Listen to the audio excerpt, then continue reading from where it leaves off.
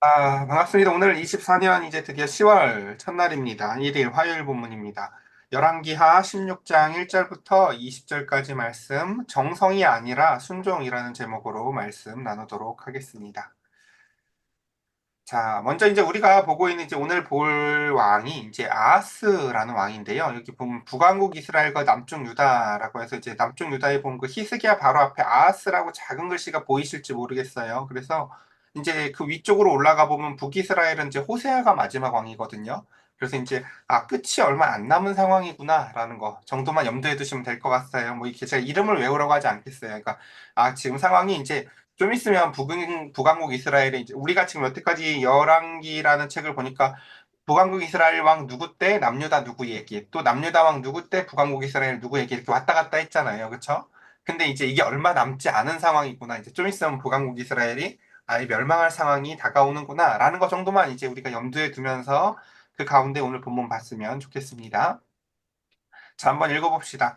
자, 르말리아의 아들 베가가 제17년에 유다의 왕 요담의 아들 아하스가 왕이 되니, 우리 이거 주일날에 배웠죠. 어떻게 읽으라고요? 첫 줄은 그냥 무조건 무시하라고요. 그러니까 그 배경은 무시하고 무조건 그냥 유다 왕 얘기하려고 하는 거구나. 오늘 남쪽에 유다 왕 요담의 아들 아하스라는 왕의 이야기를 하려고 하는 거구나. 라는 것만 봅시다. 그다음 아하스가 왕이 될 때 나이가 20세라 예루살렘에서 16년간 다스렸으나 그의 조상 다윗과 같지 아니하여 그의 하나님 여호와께서 보시기에 정직히 행하지 아니하였다라고 얘기합니다. 자, 우리가 신앙에서 가장 중요한 것은요, 사실은 자기 열심이 아니라 관계입니다. 그러니까 이걸 우리가 이해하는 게 굉장히 중요한데, 첫 번째 이제 오늘 본문에서도 보면 하나님이 아하스를 평가하는데 그 가운데서 아하스가 잘했다 못했다라고 얘기하는 게 아니라 뭐라고 얘기해요? 다윗 같지 아니하였다라고 얘기를 해요. 여러분들 혹시 어떻게 결혼 전에 연애들을 많이 해보셨나 모르겠어요. 연애 많이 해보셨어요? 그러면 뭐 이제 1번부터 뭐 이렇게 10명의 연애를 했다고 쳐봅시다. 그럼 우리가 1번부터 10번 중에서 가장 연애하면서 좋았던 사람이랑 결혼하나요? 꼭 그렇게 되진 않죠. 가장 마지막에 만난 사람이랑 보통 결혼을 할 거예요. 그리고 그 가운데에서 이제 다양한 사람들과의 만남들을 통해서 각 사람들의 장점들 같은 걸 보겠죠. 그래서 그 가운데서 어떤 사람은 우리의 평가의 기준이 될지도 모르겠어요. 자, 그런데 하나님은 이렇게 말씀을 하세요. 하나님이 이 인류 가운데서 수많은 사람들과 사랑을 나누시고 함께 하시고 그들을 인도하신 가운데서 하나님의 마음의 평가의 기준으로 남은 사람이 누구다? 하나님은 다윗이라고 말씀을 하세요. 그러니까 이게 일단 첫 번째 마음속에 있다는 걸 우리가 염두에 두셔야 돼요. 하나님의 평가 기준은 다윗 같은 사람이구나라는 것이라는 것이죠. 그럼 다윗 같다는 게 뭘까요? 다윗 같다는 건요. 다윗은 언약을 굳건히 붙잡은 가운데서 저는 이런 표현은 사실 별로 안 좋아하는데 그냥 언약보다는 다윗의 전 최고의 장점 전 순전함이라고 생각하거든요. 그러니까 그 가운데서 그 말씀을 정말 철석같이 믿고 그 가운데서 그것을 굳건히 붙잡고 있는 모습인데 왜 이 순전함이 중요하냐면요. 보통 성경 가운데서 순전함은 하나님 혼자 갖고 있어요. 대부분 모습이 항상. 하나님 혼자 순전하시고 반대 항상 인간의 편에선 순전함을 갖고 있는 인간이 잘 없거든요. 근데 다윗은 그 순전함을 가지고 하나님을 상대해요. 그래서 하나님의 평가의 기준이 다윗과 같다라는 것을 우리 기억하시면서 나중에 하나님께서 우리의 삶을 평가할 때 저는 다윗 같아서라고 하시면서 뭐 정직하게 행하였다 이렇게 기록이 될지 아니면 저는 뭐 정직하게 행하였으나 다윗 같지는 않았다라고 할지 참 그렇죠. 어쨌든 이게 그 하나님의 평가 기준이다라는 것 정도만 우리 생각해보고 넘어가 봅시다. 그의 하나님 여호와께서 보시기에 정직히 행하지 아니하였다라고 얘기합니다. 그러니까 우리가 영어하고 한국말도 마찬가지거든요. 이렇게 등치되지 않는 언어들이 진짜 많아요. 예를 들어서 뭐 좀 여유를 가져봐. 이런 거 영어로 번역 잘 안 돼요, 사실요. 그 우리나라의 여유라는 말이 영어로 정확하게 없어요, 사실요. 그러니까 그런 식으로 사실요, 각 언어에는요, 언어만 차이가 있는 게 아니라 사실 없는 개념과 있는 개념들이 있는데, 우리는 지금 우리말 번역은 이걸 정직히 행하지 아니하였다라고 번역을 했지만, 지금 사실 오늘 본문은 정직 이야기를 하고 싶은 게 아니에요. 이게 정직이라기보다는, 이거 순전함에 가까운 개념인데요. 이런 거죠. 우리가 연애를 할 때 난 이 사람만 있으면 돼라고 온전히 몰두하고 있는 상태. 그 순전함, 온전함을 사실은 얘기하는 거예요. 그러니까 이걸 이제 마음을 허리띠로 동여매서 그 싱글 포커스. 지금 포커스가 하나인지 아니면 허리띠가 널널하게 풀어져 있어서 여기저기 굉장히 방만한 상태인지를 설명하라는 건데 그것처럼 정직히 행하지 아니하였다라는 것은 관계적으로 나는 너 하나만 있으면 돼라는 상태가 아니라는 뜻이에요. 그러니까 아하스는 어떤 사람이다? 그쵸? 다윗 같지도 않았고 그 가운데서 마음이 하나님을 향하여서 허리띠가 묶어져 있는 사람도 아니었다라는 것입니다. 그래서 연애로 비유하면 한 사람한테만 마음이 가 있는 사람이 아니었다라는 것입니다. 그러니까 굉장히 불편하죠. 이제 유다의 왕인데요, 심지어.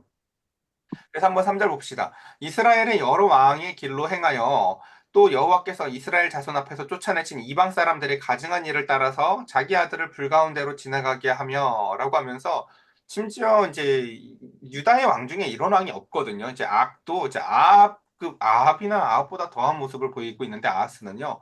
굉장히 세상적인 모습을 보이는 걸 우리가 볼 수 있습니다. 그는 몰렉을 제사했고요. 그리고 그 가운데서 하나님으로부터 나타나는 어떠한 은총도 받아들이지를 못해요. 그러니까 이걸 이제 제가 좀 더 자세히 설명을 드려보면은 우리가 그러니까 목회자도요. 이렇게 사람들을 상담하면서 그 가운데서 제일 힘들 때가 어떤 때냐면요. 이제 도움은 필요한데 하나님은 필요 없는 사람들이 있어요.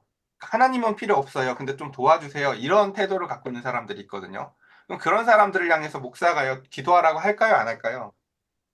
저도 기도하라는 말 안 해요. 왜냐면 제가 그 사람들을 향해서 사실 그러니까 이게 저도 이중적인 마음이 있는 건데요.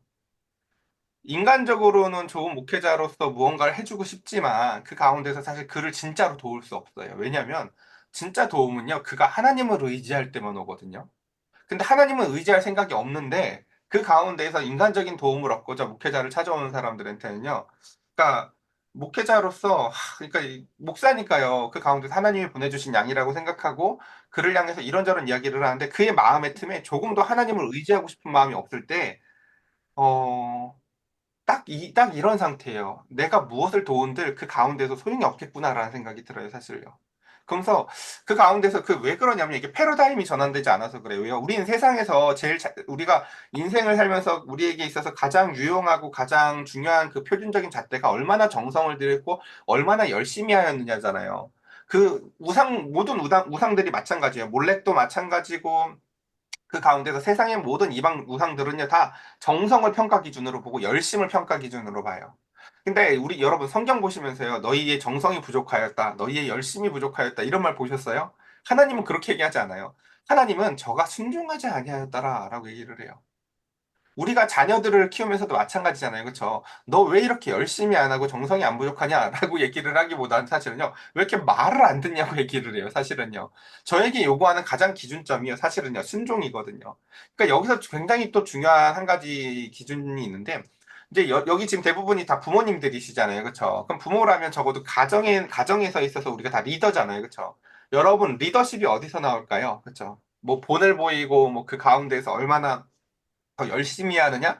얼마나 더 잘하느냐? 리더십은 성경에서 이야기하는 리더십은요, 그런 데서 나온다고 하지 않아요. 리더십은요, 놀랍게도요, 얼마나 잘 이끄는 능력이 아니라요, 얼마나 하나님한테 잘 순종하는 능력이에요. 그러니까 이런 거죠. 우리 엄마가 아침마다 일어나서 기도를 해요. 그리고 하나님의 말씀에 순종하면서 살아요. 놀랍게도 그런 수동적인 태도가 그 자녀들에게 있어서는요, 나도 하나님한테 저렇게 순종하고, 나도 하나님한테 물어야 되는구나, 라는 리더십을 전한다는 거예요. 그러니까 말 자체가 리더십이니까 뭔가 이끄는 것처럼 보이는데 사실은 하나님한테 이끌리는 능력이 리더십이에요. 이게 진짜 되게 패러독스하죠. 이게 역설적이죠. 리더십이라는 게 그러니까 하나님한테 이끌리고 싶은 마음을 갖게 하는 것이에요.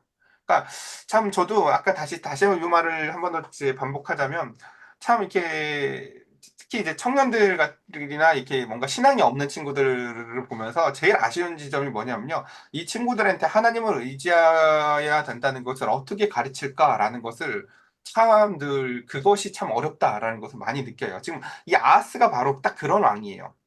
한번 봅시다. 그래서 또 산당들과 작은 산 위와 모든 푸른 나무 아래에서 제사를 드리며 분향하였더라라고 얘기하죠. 우리 여태까지 앞에 나왔었던 왕들 이러지 않았던 거 아시죠? 보통 유다 왕들 어때요? 그는 정직히 행하였으나 산당을 제거하지는 못했어. 라고 하면서 산당은, 그쵸. 제일 최종적인 목표, 마치 목회자로 따지자면은 저들을 열심히 큐티하고 하나님의 말씀을 이끌었으나 마지막 그 자존심의 영역, 마지막 성벽이 남은 것을 무너뜨리지 못했다 정도로 산당은 최후의 보루처럼 이렇게 설명이 되어져 있었지. 그쵸. 여기 산당뿐만이 아니라 모든 것에 다 분양하였다. 이런 평가가 있었던 왕이 자주 없었다라는 거 여러분 기억하실 거예요. 그러니까 아하스 어떤 왕이다? 그쵸. 이름은, 그러니까 뭐가 되게 잘못 붙은 거죠. 이름은 남유다 왕인데, 이방 왕보다도 더 이방적인 존재예요. 그러니까 여러분 이렇게 생각하시면 좋을 것 같아요. 예를 들어서 목사님 딸이든 아니면 교회 열심히 다니는 친구인데, 어디 뭐 이렇게 세상 콘서트나 세상 뭐 이렇게 세상 문화에 갔다 와가지고는 세상 사람보다도 더 세상을 사랑하게 된 이상한 애 한번 떠올려 보세요. 예. 그러니까 세상 맛을 한번 들이고 났더니 세상보다 더 세상적인 어떠한 이상하게 되네. 아하스가 바로 그런 왕이에요. 한번 봅시다. 그래서 5절 이때 아람 왕 르신과 이스라엘 왕 르말리아의 아들 베가가 예루살렘에 올라와서 싸우려 하여라고 해서 이제 요때 이제 아람이라는 그 북왕국 이스라엘 위쪽에 있는 나라랑 북왕국 이스라엘이 함께 같이 연맹을 해서 남쪽 유다를 쳐들어온 거죠. 아하스에게요. 아하스를 에워쌌으나 능히 이기지 못하니라라고 돼 있습니다. 그래서 이제 아람 이스라엘 연합군이 유다를 공격하는데 역대하 28장 5절에 보면 다른 기록이 있어요. 이거랑 정반대의 기록이 있어요. 근데 이 두 가지 기록이 다 공존할 수 있는 게 지역적인 이야기하고 거시적인 이야기가 같이 공존하는 거라 그래요. 이런 거죠. 여러분들이 예를 들어서 뭐 필요할 때만 기도를 해서 응답을 받지만 그 가운데서 그러니까 마치 전투에서는 승리하는데 전쟁에서는 질 수 있거든요. 무슨 이야기인지 아시겠죠? 그러니까 또 반대일 수도 있어요. 반대일 수도 있어요. 사실 여태까지 사실 이 앞에 나왔던 왕들은 여태까지 반대였었죠. 그러니까 전투에서는 계속해서 지는 것 같았지만 전쟁에서 이기는 경우들이 많았어요. 무슨 이야기냐면요. 하나님을 온전히 의지하면서 하나님으로 보는 은총들은 누리지 못해요. 그러니까 맨날 전투에서 지는 것 같아요. 삶에서. 근데 하나님이 최종적으로 그를 구원에 이끌어요. 그러니까 최종적으로 전쟁에는 이겨요. 그러니까 이게 어떤 상태인지 아시겠어요? 신앙생활은 재미없게 해요. 그리고 겨우겨우 그냥 항상 어려움만 넘겨요. 그래서 늘 삶에서의 전투는 다 지지만 그럼에도 불구하고 저를 궁극적으로는 이기게 해요. 지금 여태까지 앞에 나왔었던 많은 유다 왕들이 그래왔거든요, 보면요. 저가 가장 좋을 때까지 하나님이 이끌었다가 그 다음에 그가 그 가운데서 교만하여서 꺾여지고 나서는 더럽게 재미없는 인생들 살았잖아요. 막 이렇게 이마에 우리 주일날 기억나시죠? 이마에 막 그쵸 나병 들고 이러면서 아 내가 왜 그랬지라고 하면서 인생이 전투를 계속해서 그 가운데서 이제 이겨온 것 같았는, 그러니까 전투는 지면서 전쟁은 계속해서 하나님이 이기시게 이끄는 것들을 우리가 봤는데, 그것처럼 이제 두 가지 그 시점이 같이 공존할 수 있다는 것을 우리가 함께 같이 바라보면 좋을 것 같습니다.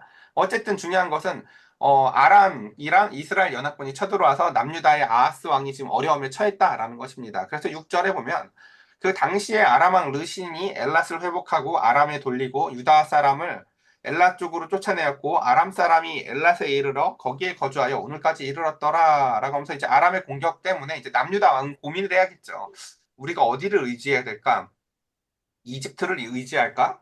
아니면은 저 북쪽에 있는 저 그쵸 아수르를 의지할까 고민을 합니다. 그러다가 아하스가 아수르 왕 디글라필레셋에게 사자를 보내 이르되 나는 왕의 신복이요 왕의 아들이라 이제 아람 왕과 이스라엘 왕이 나를 치니 청하건대 올라와 그 손에서 나를 구원하소서 하니라 라고 얘기를 하죠. 자 여기서 뭐가 빠졌습니까 여러분? 유다의 왕이 뭘 하지 않아요? 하나님한테 묻거나 기도하지 않아요. 예, 혹시 이 설교 들으실 분이 또 계실지 모르겠는데요. 어, 여러분들이 어려움에 처했는데, 제가 여러분들을 상담하면서 여러분들 중에서 기도하자고 얘기하지 않는 분들이 계시다면요, 여러분들 절망하셔야 돼요. 예. 제가 기도하자고 얘기하지 않는 분들은요, 사실은요, 예. 어, 하나님을 의지하지 않는 사람한테 저는 기도하자고 얘기하지 않아요. 그러니까, 예. 아, 이게 참 어려워요. 저도 어려운데. 왜냐면 그들한테 그게 어떻게 들릴지 알기 때문에 저도 그 말을 쉽게 하지 않아요, 사실요. 그러니까, 목사가 제일 많이 하는 말이 여러분 같이 기도해요. 뭐 이런 말 잘하잖아요. 그렇죠? 저는요, 그걸 아주 극도로 혐오해요. 예. 하나님을 의지할 생각이 없는 사람한테 저는 같이 기도하자는 말을 절대 하지 않아요. 그것처럼, 아스루 왕은요, 이제, 아니, 그치, 이 남유다 왕 아하스는요, 이 지점에 꼭 있어야 될 그 가운데서 하나님을 의지한다든가, 기도한다든가의 모습이 전혀 나타나지 않아요. 옆에 선지자가 있다는 말도 없죠, 아예. 그쵸? 남유다인데 선지자가 없었겠어요, 여러분? 그쵸? 그 주변에는 아예 그런 게 존재하지도 않아요. 물론 존재했겠죠. 존재했겠죠. 주일날 교회 다니는 친구예요. 그러니까 이 친구도요. 지금 그 오늘날로 따지면요. 다 있어요. 있을 거 다 있는데요. 그의 삶에요. 그의 삶의 중요한 자리에요. 아무것도 그런 게 없어요. 그는 그러니까 세상 사람들처럼 똑같이 그 가운데서 북왕국 이스라엘이 아람을 의지했듯이 남쪽 유다도 아수르를 의지해서 그 가운데서 전쟁을 벌입니다. 그리고 8절에 아하스가 여호와의 성전과 왕궁 곳간에 있는 은, 금을 내어다가 아수르 왕에게 예물로 보냈더니 그쵸? 해결 방법이 어때요? 똑같아요. 돈. 그쵸? 뭐 조금도 뭐 하나님은 저의 뭐 이렇게 보물이십니다. 우리 원래 저 앞에서 그런 거 보지 않았었어요. 그쵸? 우리의 군대는 원래 하나님이셨잖아요. 그쵸? 근데 지금 뭐 그런 거 없어요. 그다음 봅시다. 아수르 왕이 그 청을 듣고 곧 올라와서 다메섹을 쳐서 점령하여 그 백성을 사로잡아 기르로 옮기고 또 르신을 죽였더라라고 하면서 여러분 그 자신의 머리대로 생각대로 일을 해결해 보려고 했는데 돼요, 안 돼요? 또 돼요. 또 이게 아까 얘기했잖아요. 이게 짧게 짧게는 되는 것 같아요. 또 아수르를 의지해 봤더니 아수르 왕이 돈 받고는 우리 그런 말 들어보셨죠? 이렇게 소금 먹은 놈이 물 켠다고, 그쵸? 돈 먹은 놈도 돈 역할을 해요. 그러니까 자기의 돈을 다 털어가지고 아수르한테 줘서 아수르가 또 아람을 공격하게 했더니 그 가운데서 그게 먹히긴 먹혀요. 그러니까 이게 역시 이게 하나님보다, 그쵸? 돈이 빠르고 기도보다, 그쵸? 내 생각이 더 빠른 거죠. 계속해서. 그러니까 그래서 10절에 보면 아하스 왕이 아스로 왕 디글라벨레셋을 만나러 다메섹으로 갔다가 거기에 있는 제단을 보고 아하스 왕이 그 제단의 모든 구조와 제도의 양식을 그려 제사장 우리야에게 보냈더니라고 하면서 또 10절에 보면 어떻습니까? 그가 그 가운데서 이제 그 남유다 왕이요. 그 아수르를 갈 일이 있어서 아수르를 가서 보니까 어때요?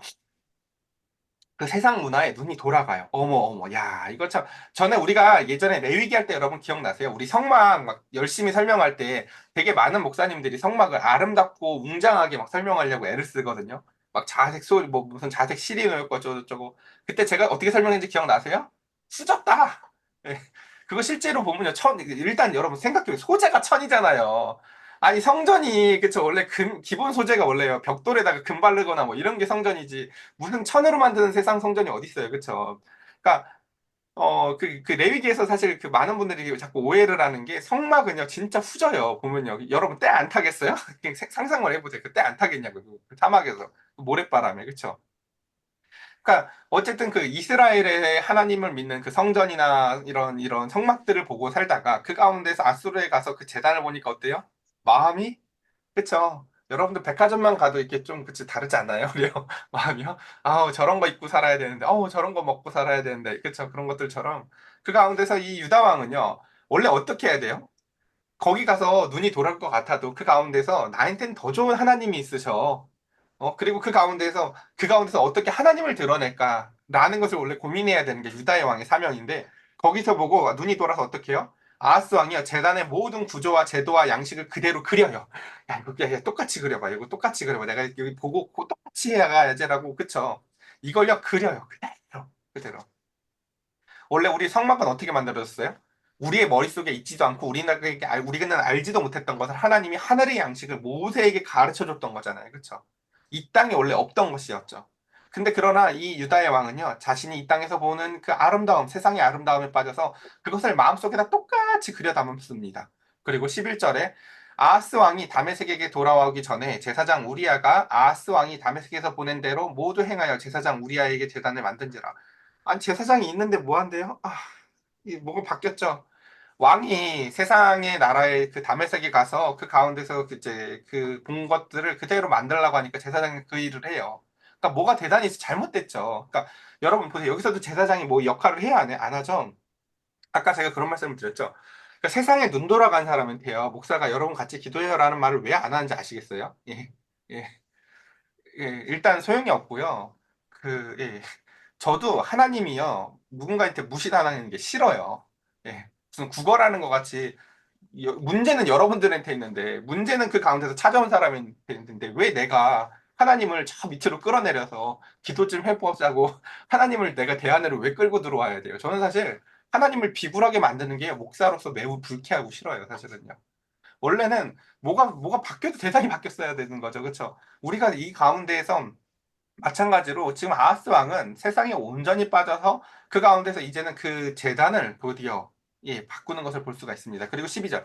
왕이 다메섹에 돌아와서 제단을 보고 제단 앞에 나아가서 그 위에 제사를 드리고 자기의 번제물, 소제물을 불사르고 또 전제물을 붓고 수은제와 짐승의 피를 제단에 뿌리고 또 여호와 앞에 곧 성전 앞에 있던 놋제단과 세제단과 여호와의 성전 사이에 옮겨다가 그 제단 북쪽에서 그것을 두니라. 아하스 왕이 제사장 우리아에게 명령하여 이르되 아침 번제물과 저녁 소제물과 왕의 번제물과 그 소제물과 모든 국민의 번제물과 그 소제물과 전제물을 다 이 큰 제단 위에 불사르고 또 번제물의 피와 다른 제물의 피를 다 그 위에 뿌리라. 오직 놋제단은 내가 주께 엿줄 일만 쓰게 하라. 라고 하면서 아주 그냥 그 가운데서 세상 문화에 빠져서 그 가운데 하나님의 말씀에 대해서 철저히 무시하고 자신의 방식대로 해석해서 야 저거 원래 우리가 드리던 거는 저건 왕 전용으로 놔두고 야 내가 갖고 온 거 이걸로 예배 드려 라고 하면서 뭐 이렇게 그냥 자기의 이렇게 질서라는 게 없죠. 그러니까 질서라는 게 이 땅의 방식으로만 존재하지 하나님의 위치가 존재하지 않아요. 그래서 그 가운데 16절 보면 제사장 우리아가 아하스 왕의 모든 명령대로 행하였더라. 아, 이 제사장 얘도 혼나야 돼요, 진짜 사실은. 그쵸? 뭐 한마디라도 왕에게 목숨을 걸고라도 그 가운데서 자기의 역할이 제사장이잖아요. 자기의 역할이 하나님의 말씀을 가운데서 그것이 아닌지 긴지 그래도 좀 이렇게 자신의 삶으로 보여야 되는 사람인데 전혀 그런 역할을 하지 않는 것을 우리가 볼 수 있습니다. 17절도 아하스 왕이 물두멍 받침과 옆판을 떼내고 물두멍을 그 자리에서 옮기고 또 놋바다를 놋소 위에 내려다가 돌판 위에서 그것을 두며 또 안식일에 쓰기 위하여 성전에 건축한 낭실과 왕이 밖에서 들어가는 낭실을 아수르 왕을 두려워하여 여호와의 성전에 옮겨 세웠더라. 마지막에 누굴 두려워했다고 얘기해요? 아수르 왕을 두려워했다. 이거 왜 이런 말을 둘까요? 하나님을 전혀 두려워하지 않았다는 말을 이렇게 표현해주고 싶은 거예요. 예. 그러니까 하나님에 대한 두려움은 전혀 없는 채 그 가운데서 세상에 빠져든 이 왕의 이야기를 우리가 함께 같이 봅니다. 그래서 아하스가 행한 그 남은 사적은 유다 왕 역대지략에 기록되지 아니하였느냐. 아하스가 그의 조상들과 함께 잠에 다윗성에 그 열조와 함께 장사되고 그의 아들 히스기야가 대신 왕이 되니라. 이제 말씀을 정리해 봅시다. 자, 크게 적용할 점이 세 가지입니다. 첫 번째는요.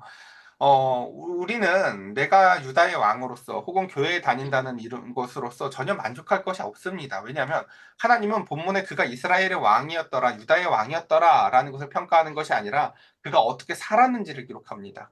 그리고 이 사람은 유다의 왕이었지만 아합스는 어떻게 살았다고 얘기해요? 이방인보다도 더 적극적인 이방인이었다라고 이야기하고 있습니다. 그래서 아까 제가 그렇게 말씀드렸죠. 원래는 교회에 다니던 앤데, 원래는 뭐 목사님 딸인데, 얘가 세상마다 한번 보더니 세상보다 더 세상 사람 같아져가지고 아예 그냥 와가지고 교회를 막 콘서트장처럼 만들고 그 가운데서 막 그쵸 그런 것처럼 세상 그러니까 우리가 이게 세상을 더 사랑하게 될 수 있다라는 것들을 항상 경계했으면 좋겠습니다. 그리고 첨언을 하자면 아까 제가 말씀드렸죠. 이런 사람한테는요 하나님도 잘 말하지 않아요. 이런 사람 여러분 지금 오늘 본문 보면서 이상한 거 하나 못 느꼈어요? 하나님이 선지자를 보내주지도 않죠. 그러니까 하나님도요, 야, 얘야, 너 그러면 안 된다라고 말도 안 한다니까요. 예. 그러니까 그 세상 가운데서 온전히 빠져 사는 사람한테 하나님이 그를 돌이키기 위해서 하나님도 마치 그 가운데서 전쟁 가운데서는요, 그 가운데서 그러니까 이게 그래서 우리 로마서에서 예전에 배웠는데 가장 두려운 게 뭐예요? 하나님이 유기하는 거라고 얘기를 드렸었을 거예요. 자기 생각대로 어느 정도도 돼요. 내가 아수르를 의지해봤더니 뭐 되는 것 같아요. 그렇죠? 이렇게 인생이 낭비되는 것. 그래서 정말 결론적으로 여러분 꼭 이걸 기억하셨으면 좋겠어요. 여러분 인생 가운데에서 하나님을 의지해야 될 때도 감각이 없고, 심지어 여러분들이 목회자한테 와서 상담을 받는데 목회자가 기도하자고 얘기도 안 한다면요. 이거 정말 절망적인 상태구나라는 걸 깨달으셔야 돼요. 야, 목사가 기도하자는 얘기조차도 못할 상태구나, 나한테. 예. 보통은, 그쵸. 성도들 앞에 신앙이 꺾여지거나, 신앙이 힘들거나, 어려움이 있으면 목사가 무조건 뭐 하고 싶을까요? 그 성도 꼭 끌어안고 기도하고 싶어요, 다. 우리 하나님한테 매달려보자. 이 사안에 대해서 하나님이 무슨 뜻을 갖고 계신지 알아보자. 이게 목사가 제일 좋아하는 거라고요. 근데 같이 기도하자는 말 정도도 할 수 없는 상태인 이스라엘이, 유다 왕들이 얼마나 많은지요. 두 번째, 세상의 힘을 의지하는 삶. 예, 요게 사실 오늘 본문의 포인트였어요. 자, 오늘 본문의 왕은요, 조금도 기도해보거나 하나님을 의지하려는 모습을 보이지 않습니다. 그래서 우리는 아하스는 자신의 리더십을요, 세상과 똑같은 방식으로 발휘하죠. 나도 아수르로 의지하면 돼. 야, 아람보다 더 큰 나라야. 야, 내가 외교를 얼마나 잘하는 줄 알아? 이게 아마 아하스는 자신의 리더십이라고 생각했을지 모르겠어요. 그러나 아까 오늘 우리는 본문에서 배웠죠. 리더십은 뭐다? 하나님을 의지할 줄 아는 힘이다라고 말씀드렸습니다. 그러니까 리더십은 내가 이끄는 게 아니라 하나님의 이끌림에 썰매 타듯이 끌려다니는 힘이 바로 리더십이다라는 것입니다.